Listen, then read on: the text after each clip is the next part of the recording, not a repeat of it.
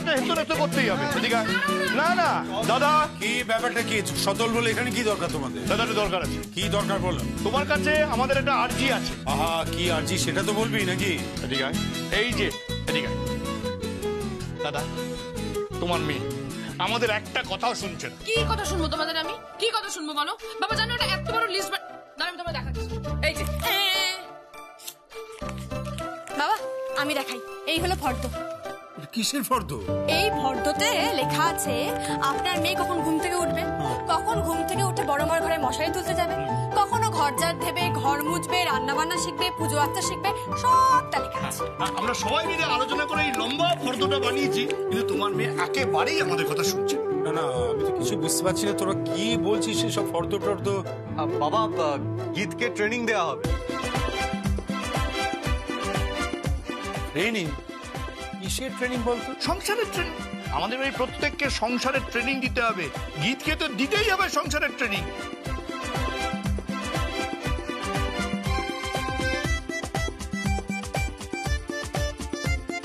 আরে ওর হবু দুরাচারী জ্যাঠ শ্বশুরকে দেখলে না? দুরাচারী হবু জেঠ শ্বশুর মানে? আমি তো তোদের কথা কিছুই বুঝতে পারছি না। বাবা আমি আপনাকে বোঝাচ্ছি, এই যে আপনার মেয়ে শ্বশুর বাড়ি থেকে লোকজন এলো, যখন আপনার মেয়েকে বাড়ির বউ করে নিয়ে চলে যাবে, তারপর যদি কোনো একদিন হুট করে বলে সর্ষে ইলিশ বানাও তো, তখন কি হবে? না না বলেছিল তো ওই ওর হবু জেঠ শ্বশুর বলেছিল ডেঞ্জারাস লোক, ডেঞ্জারাস দাদা। আর তখন যদি গীত বানাতে না পারে আপনার মান থাকবে? সেটাই তো। আর ও যদি এখন থেকে পূজা আচ্ছা না শেখে, আর ও শ্বশুরবাড়ির লোক যদি বলে ওই কি ঘটের ওপর স্বস্তি চিহ্ন এঁকে দেখাও, ও পারবে না, পারবে না।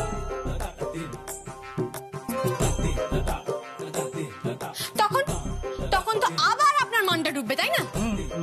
তাই তো, মান তো ডুববেই। না না, থাকবে না, মান থাকবে না। এই জন্যই তো গীতের ট্রেনিং দরকার। ঠিক তাই, কিন্তু ও তো কোনো কথাই শুনছে না, কোনো কথাই কোনো কর্ণপাত করছে না। করে লাভও নেই, ও পারবে না। এক্স্যাক্টলি তাই, আমি পারবো না। জানো বাবা, একটা বড় কলা পাতা নিয়ে এসেছে, যেন এই কলা পাতা গরুতে খাবে।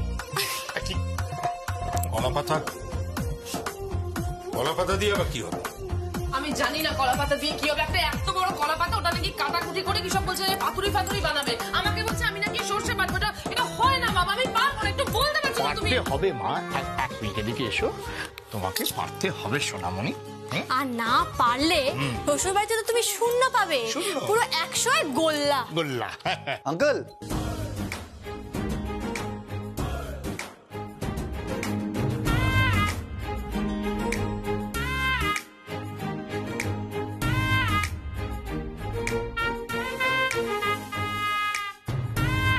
কি এখানে এত ভিড় কেন?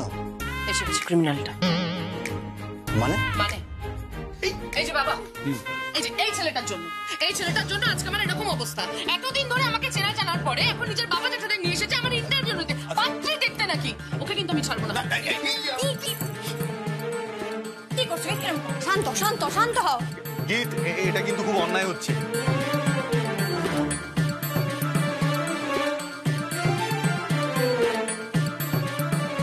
বেদ, তুমি কিছু বলবে? হ্যাঁ আঙ্কেল, মানে বাবা আপনার সঙ্গে আলোচনা করতে চান। কি ব্যাপারে বলো তো? বরযাত্রী, কনেযাত্রী, তারপর খাওয়া দাওয়া, প্রণামী, এই সমস্ত বিষয় আর কি। ও ঠিক আছে, তুমি কাজ করো না, তোমার বাবাকে বলো আমাকে একটা ফোন করতে, আমি ফোনে কথা বলে নেবো, অসুবিধাটা কি? ঠিক আছে। আর আঙ্কেল, আমার পিসি দিদা গীতের সঙ্গে একটু কথা বলতে চান। ঠিক আছে, অসুবিধা কোথায়, বলবেন।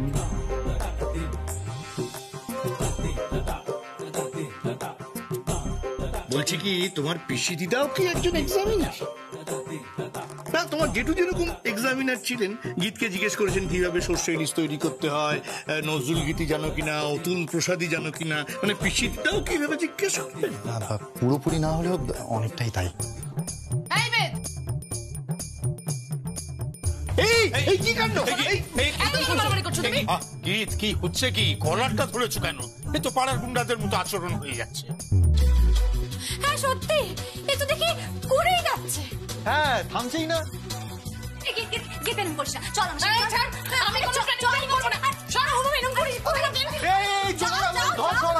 আরে কি মুশকিল! ও কাকাই, আসো না।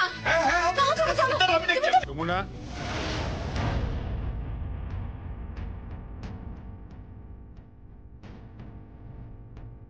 হ্যাঁ বাবা। বলছিলাম যে আমার মেয়ের বিয়ে। বাবা আপনি মেয়ের বিয়ে বসবেন? ও তো আমার ননদ হয়। বলছে এই কারণে যে তোর শাশুড়ি মা সংসারের চাবিটা তোকে দিয়ে যে দায়িত্ব দিয়েছিলেন তার থেকে অনেক বড় দায়িত্ব কিন্তু আজ আমি তোকে দিতে যাচ্ছি। তোর উপর আমি ভরসা করতে পারি তো? বাবা বাবা আমাকে ভরসা করা যায় কিনা সেটা আমার থেকে ভালো আপনি বলতে পারবেন। আপনি বলুন না বাবা, আমাকে কি দায়িত্ব নিতে হবে?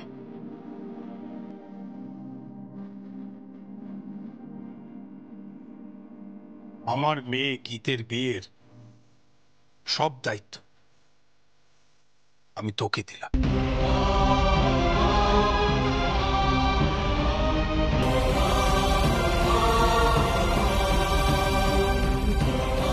তাহলে কেদার রায় মানলেন যে সঙ্গীত কোনো ভুল মেয়েকে পছন্দ করেননি,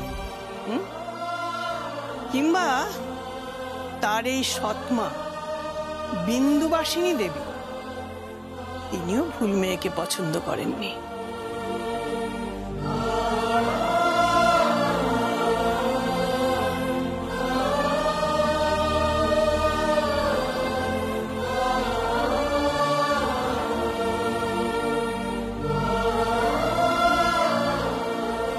কেদার,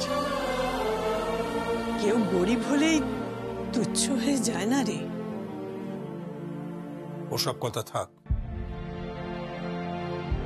যমুনা, এই বিয়ের দায়িত্বটা তুই নিতে পারবি কি পারবি না আমাকে বল।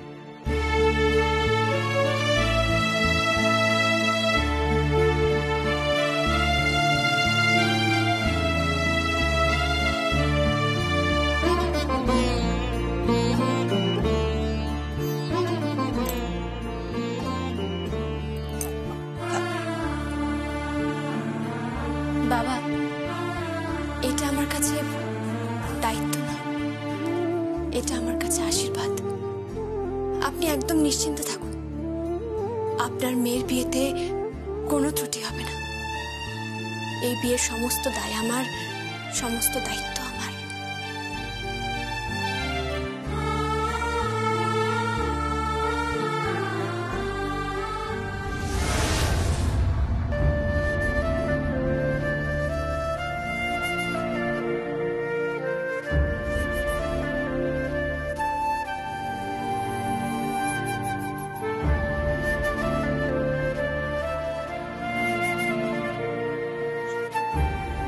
ভাবছি আমি যে কাজ পারিনি, অনুরাধা যে কাজ পারেনি, মানে আমার বড় বৌমা,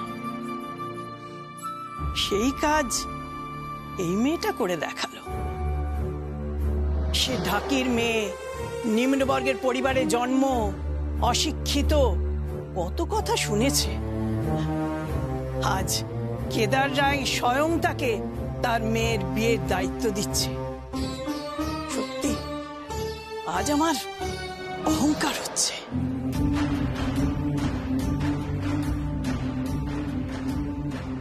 এই বিয়েটা যদি ঠিকঠাক পার করে দিতে পারে তাহলে ধরে নেবো যে তোমাদের এবং সঙ্গীতের যমুনাকে পাত্রী হিসেবে নির্বাচন করাটা সঠিক ছিল।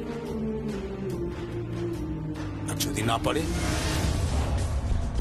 তাহলে আমি ধরে নেবো যে তোমাদের সিদ্ধান্ত ভুল ছিল। যমুনা এই পরিবারের যোগ্য নয়। তোর মেয়ের পাকা দেখার দিন সরস্বতী মন্ত্র থেকে গান গাওয়া, পরোটা করা, এ সব কিছু করে ও তোর মান বাঁচিয়ে দিয়ে গেছে। ওই তো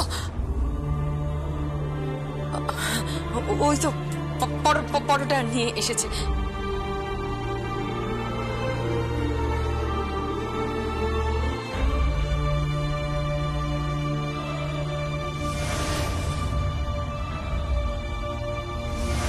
আচ্ছা, এই সরস্বতী মন্ত্র জানো? একটু শোনাও না।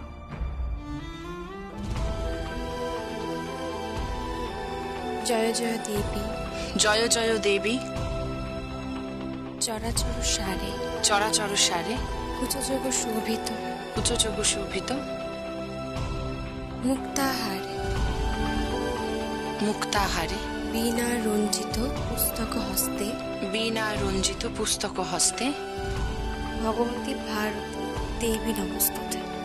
ভগবতী ভারতী দেবী নমস্তুতে। ওর জন্যে তোর মাথা উঁচুই হবে, কখনো নিচু হবে না রে, কখনো নয়, কখনো নয়। ওর জন্যে তোর মাথা উঁচুই হবে, কখনো নিচু হবে না রে। আয় আয় আয় আয় আয়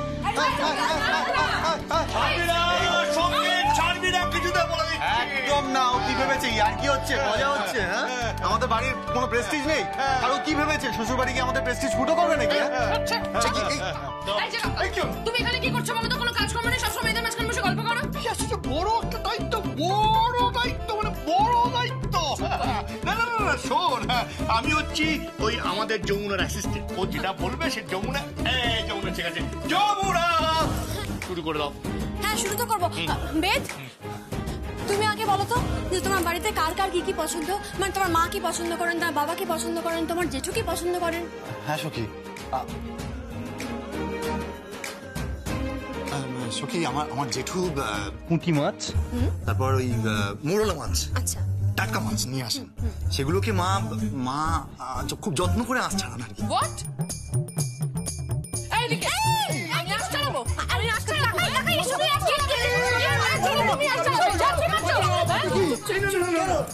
আপনি বুঝতে পারছেন না, অন্যায় মানে অন্যায় বলে অন্যায়। এই অ্যাটম বোমাকে মেয়েটা সারাক্ষণ আমাকে বেরিয়ে যাচ্ছে। তাহলে আপনি বলুন, এই পুরুষ শোষণ কিন্তু বন্ধ করতে হবে, বন্ধ করতেই হবে। করতেই হবে। শোষণ? আমি দেখাচ্ছি তোমার পুরুষ শোষণ, দাঁড়াও। আচ্ছা ঠিক আছে, ছাড় না বাবা। কি করছিস কি তোরা? উফ, ঠিক আছে, ছাড়ো না। হ্যাঁ হ্যাঁ হ্যাঁ, হ্যাঁ বেদ, তুমি বলো তো কি বলছিলে বলো। হ্যাঁ বলছি, মানে মিষ্টি ভালোবাসে, পায়েস ভালোবাসে, তারপর কই মাছের গঙ্গা যমুনা, তেলকই, তারপর মোচা ভালোবাসে, তারপর পার্শি মাছের পার্শি সর্ষে ভালোবাসে, আরো আরো আরো অনেক কিছু আছে। মানে এই ভাই, তোমাদের কি বক রাক্ষসের খানদান নাকি? হ্যাঁ, না এরকম করে বলো না প্লিজ, এরকম বলতে নেই, তাই না? হ্যাঁ, এরকম বলো না। আমার মা আমার বক ফুল খুব ভালোবাসে, পাট মাদা ভালোবাসে। পুরো মনে হচ্ছে একটা গবাদি পশুর ফ্যামিলি।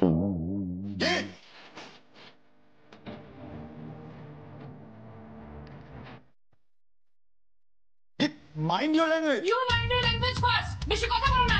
ওই সব পাট পাতা ফাটা সব বুঝি না, বানাতে পারো না। মানে কি বোঝো, মানে কি বুঝি না, বুঝি নিতে পারো না তাহলে। কি বানাবে? ও বুঝতে পারছে না, আমার মা যদি কিছু খেতে ভালোবাসে তো ও রান্না করে খাবে না? উচিত তো বটে। আপনি বলুন। ঠিক আছে বলো। বল। খাওয়াবো, আমি রান্না করে খাওয়াবো। কিন্তু এক জাতের পিঠা ফল কেন হবে, তাই না? আমি যদি রান্না করে খাওয়াই তাহলে ওকেও রান্নাটা শিখতে হবে। শিখতে হবে মানে ও সখী, সখী, আমি তো জীবনে কখনো কুটোটিও নড়নি, তাই না? হ্যাঁ, মানে ও কিছুই করেনি। গড়পড়টা অধিকাংশ বাঙালির ছেলে যেরকম হয়, মানে আমাদের এই বাড়িতে যেমন আছে সঙ্গীত। এই কাকা একদম বাজে কথা বলবে না কিন্তু। এই বাজে কথা তুইও বলবি না বলে দিচ্ছি। কাকাই একদম এসব কথা বলবে না। হ্যাঁ না, এই কথাটা বলবেই না যে গড়পড়তা ছেলে যেমন হয় আমার বড় ছেলে। আমার বরের নামে কোনো নিন্দা আমি শুনবো না। আমার বর যথেষ্ট দায়িত্বশীল, হ্যাঁ যথেষ্ট দায়িত্বশীল। ঠিক আছে ওগুলো বাদ দে। মানে আমি যেটা জানতে চাইছি, আজকে ওকে কি শেখানো হবে? আজ ওকে শেখানো হবে মোচা কাটা। চুপ করো। কি হলো? আচ্ছা, হ্যালো, আচ্ছা একটু যমুনার সঙ্গে কথা বলা যাবে? আমি ঋদ্ধিমান চ্যাটার্জি বলছি। হ্যাঁ দিচ্ছি।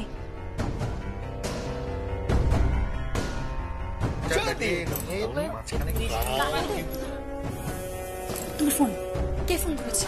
ওই ফোন এসে কথা বলে না। আরে কে বলবে তো? আরে কার ফোন? আরে ওই ফোন এসেছে, তুমি যাও তো, যাও। আমি বরং মোচাটার ব্যবস্থা করি। আরে ঘরে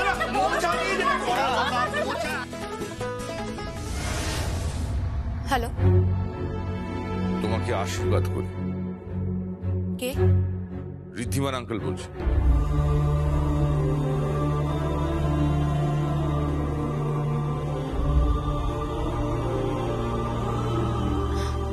হ্যাঁ বলুন।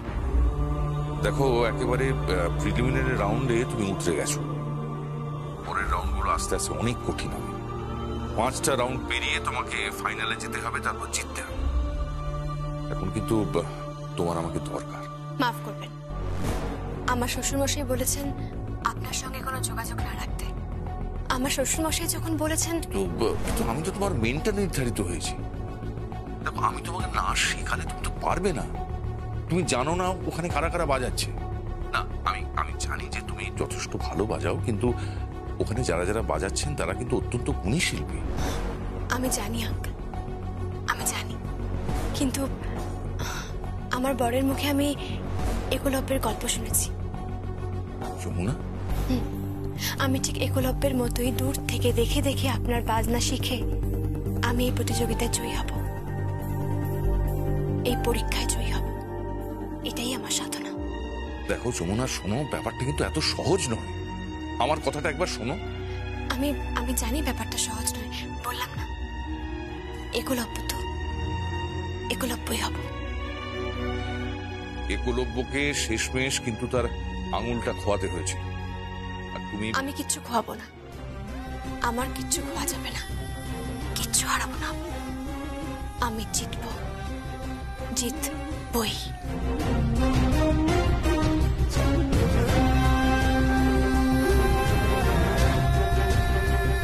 আঙ্কেল,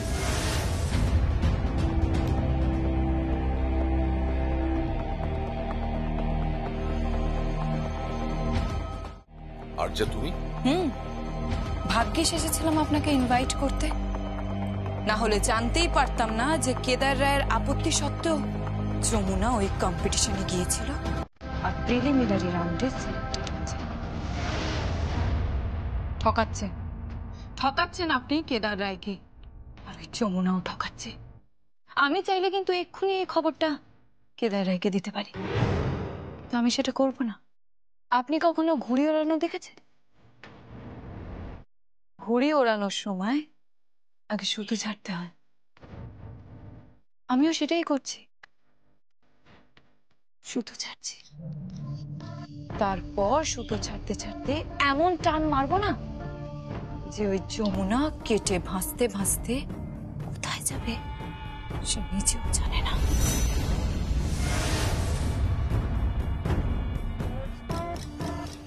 তুমি যমুনার কোনো ক্ষতি করতে পারবে? ওই যমুনা আমার মস্ত বড় ক্ষতি করেছে, সঙ্গীতকে আমার কাছ থেকে কেড়ে নিয়েছে, আর ওই সঙ্গীতকে ফিরিয়ে আনার দায়িত্ব আমার। যাই হোক, যেটা বলতে এসেছিলাম, বড়দিন উপলক্ষে একটা অনেক বড় পার্টি হচ্ছে।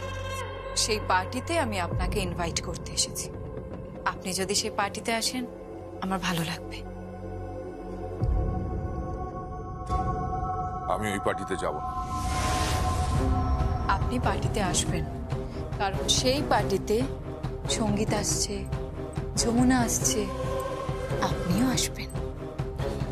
আর যে শোনো, আমি কোনো এক্সকিউজ শুনতে চাই না আমি, ঋদ্ধিমান আঙ্কেল।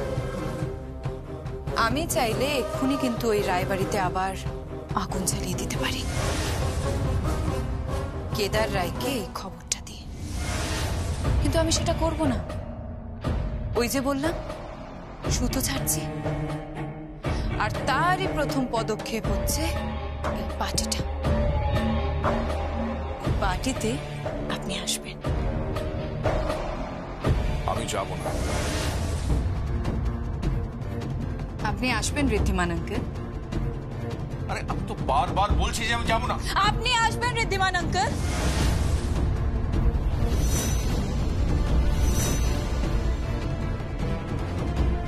আপনি আসবেন। চলি। আর হ্যাঁ, টাইম আর ভেন্যুটা আপনাকে জানিয়ে দেওয়া হবে। অনেক বড় পার্টি হচ্ছে, আপনি আসবেন। চলি।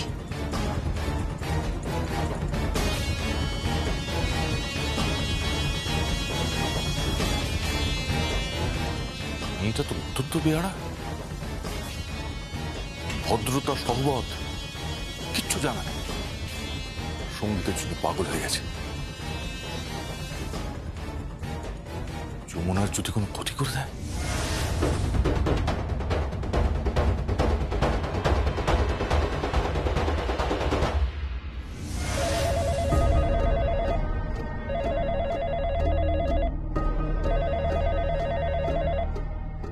হ্যাঁ যমুনা শোনো। হ্যালো, কে বলছেন? হ্যালো,